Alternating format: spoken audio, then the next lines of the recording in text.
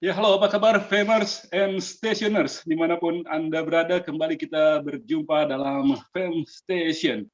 Anda tengah berada di Fam Station, sebuah kanal yang didedikasikan oleh Fakultas Ekonomi dan Manajemen Institut Pertanian Bogor, IPB University, untuk membahas segala hal yang terkait dengan perekonomian Indonesia. Saya Hardi Hermawan, dan kita akan selama 30 menit membincangkan tentang problem ekonomi Indonesia. Mutakhir, sudah ada dua orang narasumber yang akan membantu kita mengupas persoalan-persoalan ekonomi itu, dan saat ini tanggal 9 Juli 2021, hari Jumat, kita akan membahas mengenai problem utang di tengah pandemi. Saya sudah bersama dengan Profesor Didin Damanhuri, Guru Besar FEM IPB University, dan Dr. Rizal Taufikur Rahman, ekonom dari Lembaga Riset Indef. Apa kabar, Prof. Didin? Mas Rizal? Alhamdulillah, ya. Sehat-sehat. Alhamdulillah sehat, Mas Hardi. Kasus barunya? Iya, ngeri ya. Udah. Ngeri, jadi Prof. Didin menyebut ada semacam problem ya dalam penanganan COVID di Indonesia nih. Iya, saya kira dengan jadi juara itu kan ada problem berarti kan. Iya. Dan di saat yang sama kita juga kesulitan dalam melakukan penanganan COVID karena keterbatasan anggaran, sehingga kemudian menekan menambah beban utang negara dalam beberapa waktu terakhir, dan itu jumlahnya cukup signifikan. Ya. Nah, secara garis besar mungkin Prof. Didin lebih dulu bisa menjelaskan problem apa yang sebenarnya sedang kita hadapi terkait dengan beban utang kita di tengah pandemi yang masih mengancam seperti ini. Ya, terima kasih. Selamat malam. Assalamualaikum warahmatullahi wabarakatuh. Terima kasih, Mas Hardi. Iya, jadi memang pandemi COVID-19 yang diawali sekitar awal tahun lalu ya, memang telah memukul perekonomian dunia. Segala macam, dari mulai produksi, kemudian transportasi, dan pada akhirnya ke seluruh kegiatan ekonomi, dan termasuk itu memukul Indonesia. Nah, jadi kemerosotan kegiatan perekonomian ini pada akhirnya juga memukul industri, dan kemudian terjadilah pengangguran sektor formal besar-besaran ya, apalagi sektor informal yang sekitar 70 juta itu 40% ya, atau bahkan 50% itu berhenti usaha. Nah, kemudian kan pemerintah reaksi dengan awalnya kan agak ragu-ragu, gagap dan sebagainya, kebingungan bagaimana mengatasi dari sisi anggaran tadi yang telah disebutkan. Ya. Dan sampai bulan Juni barulah ada semacam konsensus antara pemerintah dengan Bank Indonesia dengan yang disebut dengan burden sharing atau bagi beban lah. Bagaimana otoritas moneter yang dikomandoi oleh Bank Indonesia dengan pemerintah yang bertanggung jawab terutama di menghadapi krisis besar seperti sekarang ini, yaitu dengan hanya satu-satunya, yaitu dengan anggaran. Nah, sehingga pada bulan itu ada dengan burden sharing, artinya itu sebenarnya gini, biasanya kalau ada surat utang negara yang dikeluarkan pemerintah, Bank Indonesia itu membelinya dari pasar sekunder. Tapi ini dengan Undang-Undang Nomor 2 Tahun 2020 dibolehkan di pasar primer. Dalam bahasa lain itu sebenarnya kan mencetak uang. Tetapi dan itu keluarlah angka untuk penanganan COVID-19 695,2 triliun sekaligus penanganan COVID dan bagaimana mencari untuk pemulihan ekonomi. Tetapi rupanya karena kita sudah mempunyai problem utang sebelum pandemi pun, tidak bisa seluruhnya mengandalkan karena mungkin kehati-hatian atau dengan segala macam pertimbangan, pemerintah pun menambah utang untuk menyusun APBN 2020 dan nanti 2021 juga. Kalau kita sederhana dalam teori ya, kan bahwa kalau ada disebut dengan pertumbuhan ekonomi kan didorong oleh konsumsi, kemudian government expenditure dengan APBN-nya itu, lalu dengan investasi ya, dan net ekspor ya, ekspor kurang impor. Nah, karena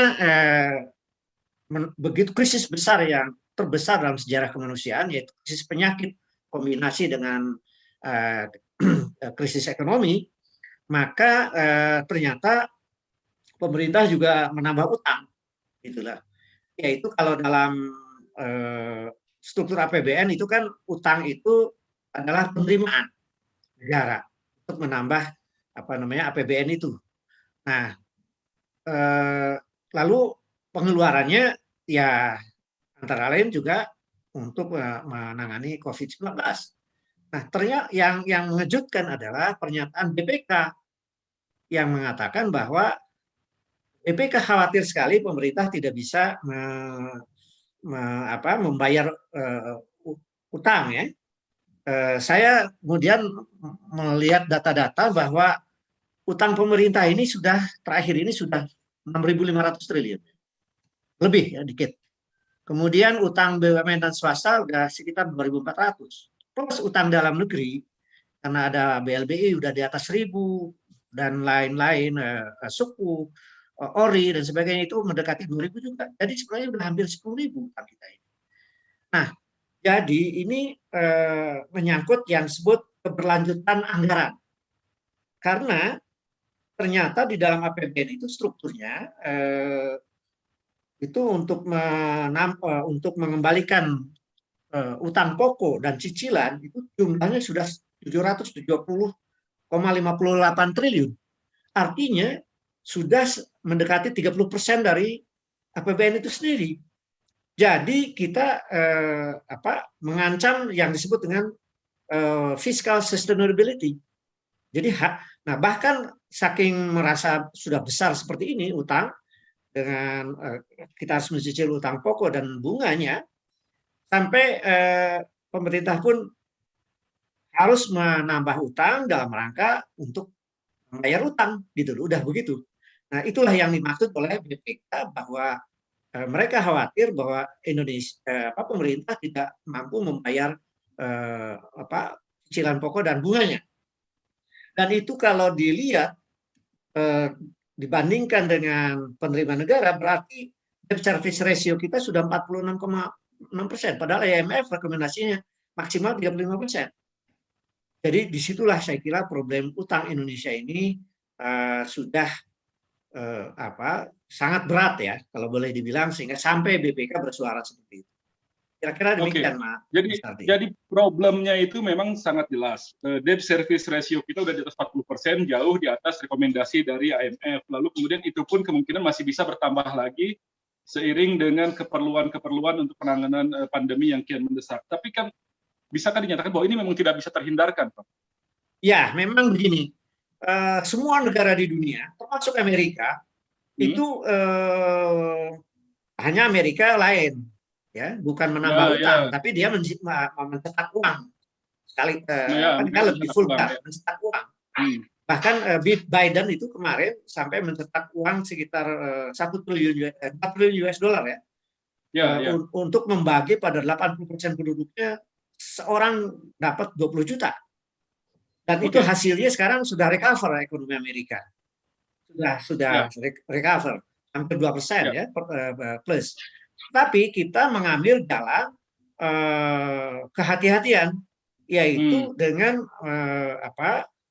tadi dengan burden sharing plus utang baru. Nah, problemnya Indonesia bukan negara superpower kayak Amerika. Kita itu kira-kira memang dilema Indonesia. Dari satu sisi memang kita membutuhkan tambahan utang untuk anggaran penanganan COVID dan pemulihan ekonomi. Di sisi lain memang sumber pendapatan kita sangat terbatas sehingga utang tidak bisa dihindarkan. pajak sendiri yang sebelumnya di atas 10%, 11%, pajak itu Sudah turun lagi nih. Jadi ini masalahnya karena memang dunia usaha kan lagi anjlok sebagai sumber pajak itu. Jadi ditambah PPKM lagi. Ya, ditambah PPKM lagi. Di mana sekarang tiba-tiba Sri Mulyani yang tadinya bulan Maret sudah dihentikan bantuan sosial, bansos dan BLT, sekarang sudah mengalokasikan kembali karena itu risiko, nggak dengan PPKM darurat, maka mereka yang memperoleh pendapatan harian ya harus ditanggung pemerintah. Oke. Jadi artinya sudah sangat jelas, memang sangat besar beban utang yang kita tanggung, ada 6.000 triliun utang pemerintah, pendapatan negara setahun cuma 1.600 triliun. Jadi kalau dihitung dari sana saja udah mungkin hampir 3,5 kali lipat. Belum lagi kalau dihitung berdasarkan debt service ratio, itu udah 40% juga, jauh di atas rekomendasi dari IMF. Gambaran besarnya seperti itu. Tapi sekarang saya ke Mas Rizal Taufikur Rahman, Ekonomi Indef, saya ingin tahu, menurut Anda gambaran risikonya dari profil utang yang tadi dijelaskan oleh Prof. Didin itu akan seperti apa, Mas Rizal? Silakan. Ya mau tidak mau memang harus mencari solusi ya yang terbaik begitu. Karena debt ratio-nya sudah sangat tinggi, bahkan di atas 40%, ditambah juga tax ratio kita semakin kecil 8% gitu ya. Ya solusinya mau tidak mau harus mengoptimalkan utang yang ada dulu ya, karena begini, permasalahannya ternyata ini tidak hanya di kondisi pandemi saat ini. Sebelum pandemi pun efisiensi dan efektivitas dari utang juga masih belum optimal. Ini masalah gitu ya.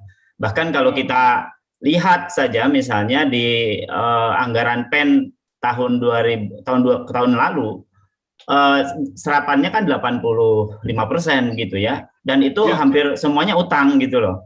Bahkan silva pun hampir 300 triliun. Artinya apa? Artinya sisi lain silva tinggi gitu ya, utang tinggi kan jadi lucu gitu. Jadi agak-agak aneh gitu ya. Jadi silvanya tinggi, utangnya juga semakin besar. Artinya memang antara kebutuhan dengan apa yang mau antara utang yang kita lakukan atau dengan efisiensi dan efektivitas dari utang itu kayaknya mismatch. Jadi Anda ingin mengatakan untuk mempergunakan utang saja pun kita tidak mampu. Betul. Merealisasikannya pun ya itu efisien gitu. Jadi kita udah dapat uangnya pun kita bingung untuk mempergunakannya seefektif mungkin itu seperti apa? Persis. Dan ini yang kemudian menambah beban risiko dari utang itu tadi. Persis, itu problem kalau besar. Anda urutkan kira-kira risiko kita itu dengan beban utang yang tadi diprofilkan oleh Prof. Didin dan Anda juga katakan mengenai ketidak efektifan dalam penyerapan, apa saja risiko yang kita hadapi dengan banyaknya utang semacam ini? Ya tentu saja kan besaran utang pokoknya juga dan bunganya juga pasti bertambah ya, tambah berat. Beban fiskal kita juga akan semakin berat. Artinya beban APBN kita untuk menjadi stimulus ekonomi juga semakin berat gitu.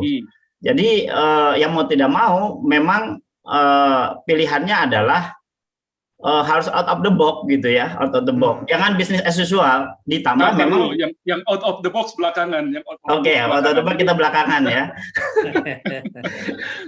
Saya ingin meminta supaya semuanya clear gitu loh. Kita ini sedang menghadapi problem semacam apa? Betul. Karena ya kan kebanyakan dari kita mungkin tidak merasakan betul apa sebenarnya problem yang dihadapi dengan utang yang sedemikian besar itu. Tapi misalnya ke penyerapan tenaga kerja, ke pendapatan ini kira-kira akan seperti apa? Adakah itu transmisi ke sana? Iya. Jadi ini juga problem ya, permasalahannya PEN katakanlah, kebijakan PEN ini kalau kita lihat alokasi tahun lalu misalnya ya, kita real saja lihat 85%, tapi jumlah pengangguran juga semakin meningkat. Ya, konsumsi kita tahunan ya itu juga turun ya, tidak menderek dan menggerek ya pertumbuhan ekonomi kita gitu. Bahkan triwulan pertama di tahun 2021 juga kita bisa lihat kontribusi kontraksi GDP kita yang notabene meskipun semakin membaik begitu ya, tetapi masih tetap kontraksinya masih dalam, itu juga tidak memberikan efektivitas dari kebijakan PEN itu ya, khususnya untuk anggaran dorongan konsumsi dan juga penyerapan tenaga kerja gitu. Jadi ada risiko fiskal di sana ya. Persis. Ketenaga kerjaan juga tadi Anda katakan tidak banyak menyerap, kependapatan akhirnya juga kemudian tidak begitu efektif. Betul, jumlah orang miskin juga semakin meningkat ya. Jadi nggak mampu mengejar jumlah orang miskin itu supaya tetap tertahan, itu pun gagal ya.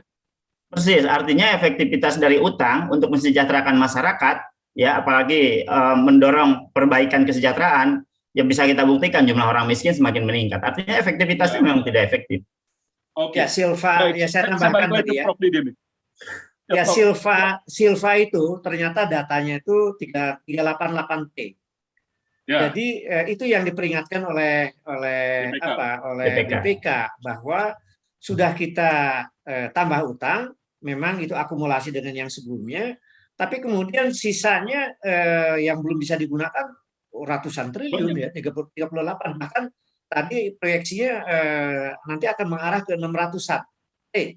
Nah, jadi padahal itu sudah kita bayar bunganya dan harus mencicil utang pokok. Nah, jadi ada solusi sebenarnya, harus berani ya Bu Sri Mulyani untuk menggunakan Silva ini daripada kita menambah utang baru, yaitu bagaimana Silva yang 388 ini untuk menjamin, karena tadi proyeksi dari Delta ya, varian Delta itu menurut ahli tadi ya, yang PhD-nya memang khususkan ke arah studi tentang penyakit, itu sampai Desember, bayangkan. Ini Delta ini sampai Desember. Memang ada yang mengoptimis bulan Juli, Agustus, tapi kalau menurut perhitungan dia dengan simulasi yang ada itu sampai. Nah, oleh karena itu, kalau PPKM darurat ini harus bertahan setidaknya sampai November, maka harus ada jaminan untuk yang memperoleh pendapatan harian memperoleh BLT. BLT ini dari mana? Ya lebih baik Silva ini, karena ini kan sudah jadi uang kita yang harus kita bayar cicilan pokok dan bunganya. Baik, tapi sejauh ini sendiri, Prof, Anda melihat apakah sudah ada kewaspadaan atau alert dari pemerintah, pengelola, otoritas fiskal kita terhadap problem-problem yang tadi disampaikan baik oleh Prof. Didin atau Mas Rizal, terutama soal beban utang dan ancaman-ancamannya ini? Kalau menurut saya, dengan adanya pertemuan khusus Kepala BPK, Ketua BPK dengan Presiden, itu alert ini agak kurang ditangkap ya oleh Kementerian Keuangan. Nah, sampai harus BPK bersuara. Itu belum pernah BPK bersuara soal utang, belum pernah. Nah, oleh karena itu, BPK sampai mencatat begini, sampai mencatat bahwa ternyata utang memilih tingkat bunganya itu bukan yang terendah. Bukan yang terendah ternyata. Jadi kok memilih utang dengan tingkat bunga yang lebih tinggi dibanding rata-rata dengan Malaysia misalnya. Karena negara lain pun mencari utang. Tapi Malaysia mendapat tingkat bunga yang lebih di bawah 6%.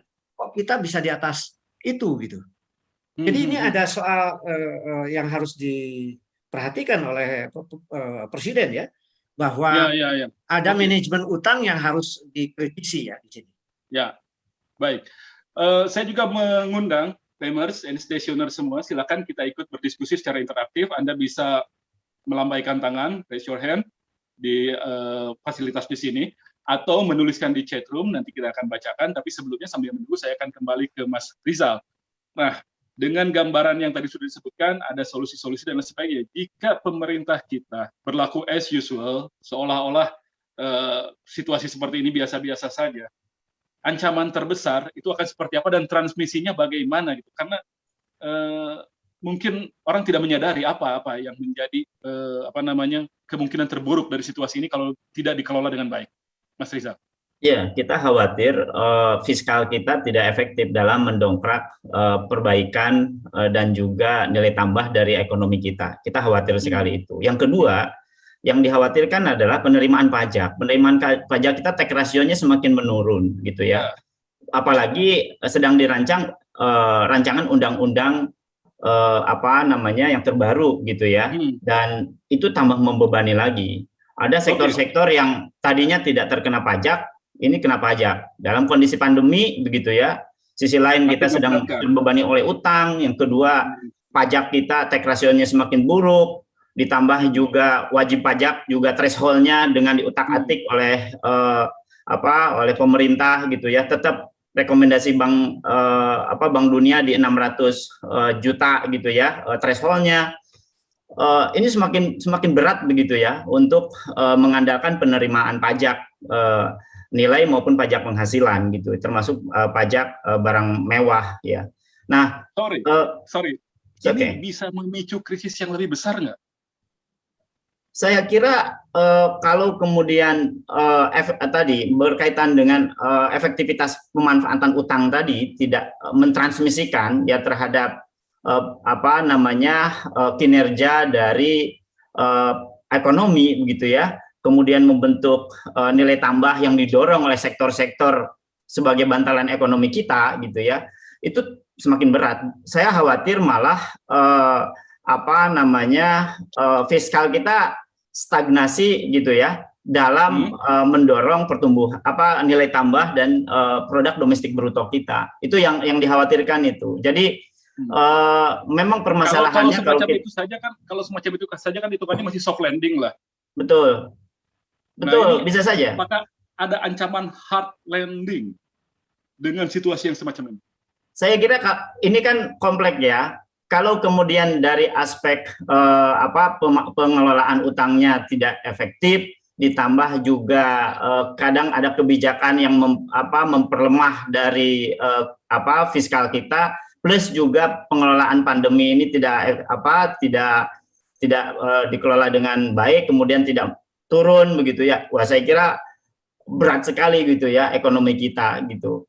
Saya melihat beban itu akan semakin berat begitu ya, dan ya terjadi tadi pembentukan multiplier-nya sangat berat gitu. Ya. Prof Didin. Ya. Prof Didin. Ini Mas Rijalnya rada takut-takut ini membayangkan kemungkinan terburuknya. Coba dibantu sama yang lebih senior, kira-kira seperti apa? Ya, hard landing itu bisa terjadi. Pertama, utang kita secara total itu sudah mendekati 60% ya, dari PDB. Kemudian defisit sudah 6, yang tadinya ditargetkan di bawah 6% sudah 6,14% ya, 14%. Jadi kemudian sekarang tiba-tiba kita menghadapi gelombang kedua dengan Delta, COVID yang varian Delta, yang tingkat penularannya sangat tinggi, dan sekarang kita sudah menjadi juara pertama di dalam keterpaparan harian, dan kematian yang nomor 2 di dunia sekarang, di atas 1.000 per hari. Ya, kita mudah-mudahan PPKM yang dikomando oleh Pak LBP bisa berhasil ya, kita bentuk semua. Tetapi panjang simulasi yang dilakukan para ahli ini berat. Tadi perkiraannya sampai November sampai Desember baru bisa tertangani varian Delta ini. Karena apa? Di Jawa ini jelas ya, segala macam infrastruktur kesehatan segala macam sudah hampir 100% di Jawa. Yang tidak disadari, luar Jawa ini tidak seperti dianggap tidak ada masalah. Padahal sekarang ini lalu lintas Jawa luar Jawa untuk kalangan pebisnis, kalangan pekerja dan sebagainya sangat tinggi. Yang harusnya sudah mulai disiapkan antisipasi belum. Dan ini yang menjadi masalah. Bahwa varian Delta ini akan menjadi seluruh Indonesia. Sekarang sudah ada puluhan kabupaten yang sudah ke arah zona merah, puluhan kabupaten lainnya sudah zona oranye di luar Jawa maksudnya. Nah, ini skenario buruk ini akan membebani APBN kita dan utang kita makin menumpuk. Nah, tadi udah disebut-sebut out of the box. Sebenarnya saya ingin mengajukan itu karena ada perdebatan sekarang ini di kalangan ahli-ahli di Eropa dan Amerika bahwa sebenarnya burden sharing ini bisa diteruskan, bisa diteruskan, bisa diteruskan dengan jumlah yang ada pertanyaan Prof dari audiens kita. Yang pertama dari Muhammad Husin Munir. Saya mau tanya, mana yang lebih riskan, berisiko tinggi? Utang lagi atau pinjam uang, atau cetak uang seperti yang Biden lakukan di Amerika? Lalu yang kedua dari Ibu Sri Wulan Fatmawati. DSR Indonesia sudah di atas rekomendasi IMF. Namun 1 Juli kemarin di Jakarta Post, James Walsh dari IMF mengatakan kondisi utang Indonesia saat ini masih aman dilihat dari indikator stabilitas ekonomi Indonesia selama pandemi. Apakah dengan pernyataan ini dapat dikatakan bahwa terdapat indikator lain dalam melihat kondisi utang, yaitu stabilitas makro selain DSR dan debt ratio? Silakan mungkin Prof dulu. Iya, begini. Jadi Biden ini adalah saya kira dia belajar dari Roosevelt. Ya. Yang Roosevelt ini basis teorinya adalah John Maynard Keynes. Ya. Yaitu waktu itu memang dia mencetak uang. Tapi karena trust yang tinggi, kemudian programnya juga public work, besar-besaran, membuat jalan, membuat rumah sakit, membuat tol, membuat bendungan, membuat yang sifatnya jutaan orang bisa bekerja dari anggaran yang ada dengan trust yang tinggi. Ternyata kemudian setelah itu industrinya bangkit kembali dan kemudian Amerika terselamatkan dan dunia terselamatkan. Sekarang ada post Keynes ekonomis yang sebenarnya menganjurkan sebuah daripada kita utang terus menumpuk yang mengancam stabilitas fiskal kita, dari Warren Mosler misalnya atau Stephanie Carlton, sebenarnya dengan burden sharing yang dengan jumlah yang dibutuhkan dengan proyeksi kesempatan kerja yang bisa diciptakan, asal tidak dengan pendekatan yang supply side, tapi ini demand side. Jadi misalnya tenaga kesehatan di UMKM, pertanian dan sebagainya, kemudian pembuatan jalan. Tapi itu kan dengan catatan pandeminya sudah terkendali. Ya, justru bersamaan karena kegiatan menangani kesehatan adalah juga membangunkan misalnya vaksin, misalnya UKM membuat alat-alat kesehatan. Itu adalah kegiatan dalam upaya pemulihan upaya penanganan pandemi ini juga dilibatkan kekuatan ekonomi domestik untuk memulihkan ekonominya. Seperti itu. Jadi jangan dikira kegiatan penanganan COVID ini adalah cost. Ini adalah investment. Tapi investment yang membangun misalnya masker besar-besaran diproduksi oleh UMKM, alat kesehatan, kemudian vaksin yang kira-kira akhir tahun Nusantara, Merah Putih dan sebagainya, itu dibiayai dengan ini, kemudian rumah sakit, peralatan rumah sakit, kemudian tenaga kesehatan dan lain sebagainya. Itu adalah kegiatan ekonomi. Gitu loh. Yang kedua tadi gimana, Prof? Stabilitas makro kita katanya cukup membuat kondisi utang kita terbilang aman. IMF yang menyatakan itu, James Walsh. Saya kira ukuran IMF sendiri sudah terlewati. DSR kita sudah 46%, padahal IMF hanya 35%. Jadi saya kira memang kalau inflasi kemudian masih terkendali, memang devisa masih lumayan dan sebagainya itu. Tapi itu sangat ini necessary condition namanya. Jadi itu memang harus tercapai seperti itu. Tapi insufficient condition. Pengangguran besar-besaran, kemiskinan sudah 33 juta, kemudian sektor informal 40% berhenti, daya beli turun 70%, ada studi, daya beli turun 70%. Dan lain sebagainya, itu yang saya kira IMF nggak sebut. Ya, bahwa insufficient condition yang buat apa kita hanya sekedar syarat-syarat ke kuantitatif tapi tidak memenuhi apa namanya perekonomian secara real ya, fundamental ekonomi yang secara real. Ya. Itu yang dikhawatirkan justru. Nah, jadi, ekonomi secara real. Baik, saya ke Mas Rizal kalau gitu. Ya. Beban utang korporasi juga cukup besar, BUMN cukup besar. Nah, sementara restrukturisasi sepertinya juga nggak terlalu berjalan efektif. Baik. Nah, yang seperti ini juga kan menambah risiko. Betul. Ada nggak yang seperti ini kemudian mengancam ke sektor-sektor lain, masuk katakanlah ke sistem keuangan kita, ke sektor keuangan sehingga menimbulkan hal yang mungkin akan lebih sulit kita kendalikan nanti? Ya, tentu kan pasti ya akan bertransmisi terhadap kinerja dari swasta maupun BUMN ya. BUMN juga sekarang minta disesuaikan lagi kan, minta tambahan lagi itu. Dan itu menunjukkan bahwa kinerja BUMN juga berat sekarang ya.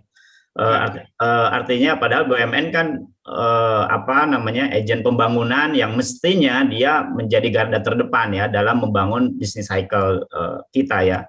Termasuk juga menstimulus swasta maupun UMKM, termasuk koperasi begitu. Tapi itu nyatanya kan tidak berjalan. Bahkan sekarang minta tambahan. Bayangkan di tengah pandemi BUMN atau korporasi minta tambahan dan efektivitasnya masih belum bisa diharapkan. Bahkan beberapa BUMN saya kira sudah angkat tangan gitu ya, banyak angkat tangan termasuk juga Nah ini menunjukkan apa gitu ya? Memang akan membebani lagi ke fiskal kita gitu ya, fiskal kita akan terbebani, kemudian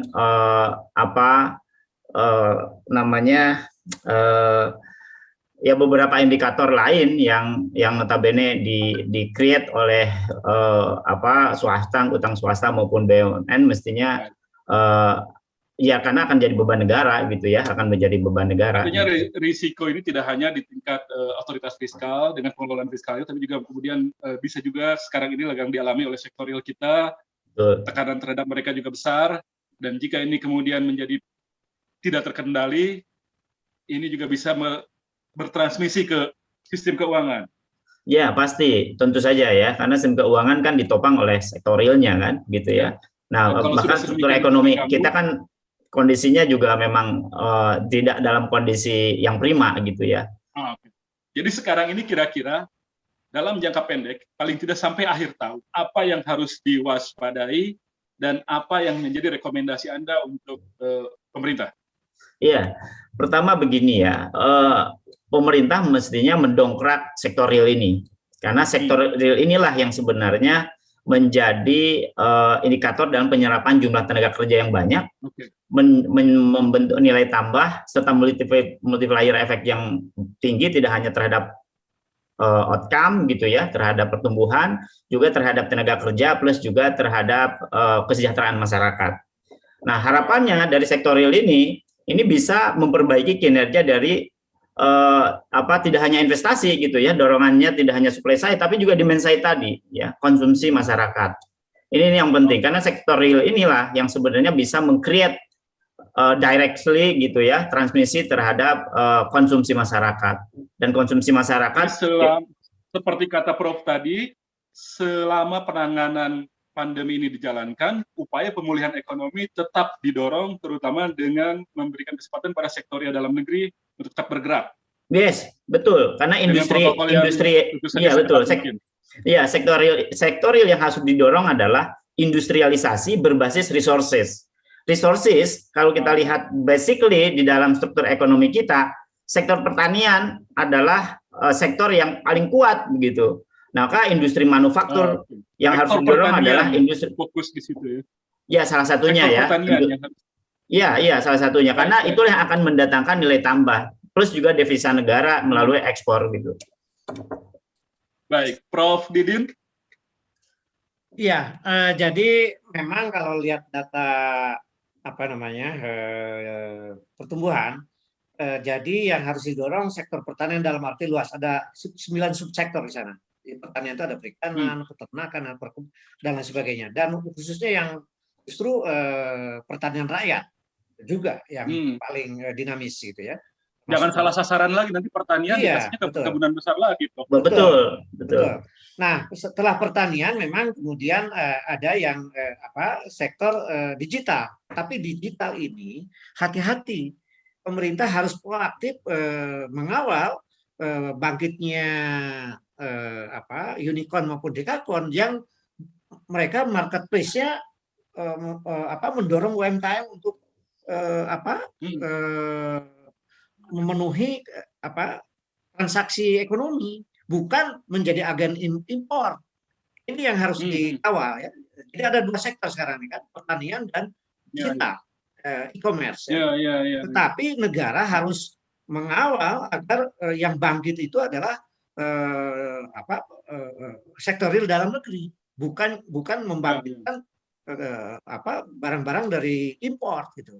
Ini saya kira tugas pemerintah bagaimana kalau nanti katakanlah burden sharing tadi diperbesar itu untuk membangkitkan sektor real sekaligus yang sifatnya manufaktur, UMKM dan sebagainya, tetapi juga yang bersifat mendorong pemulihan COVID itu yang ada kegiatan ekonominya, ekonomi, apakah itu kesehatan atau berbagai kegiatan yang terkait dengan COVID.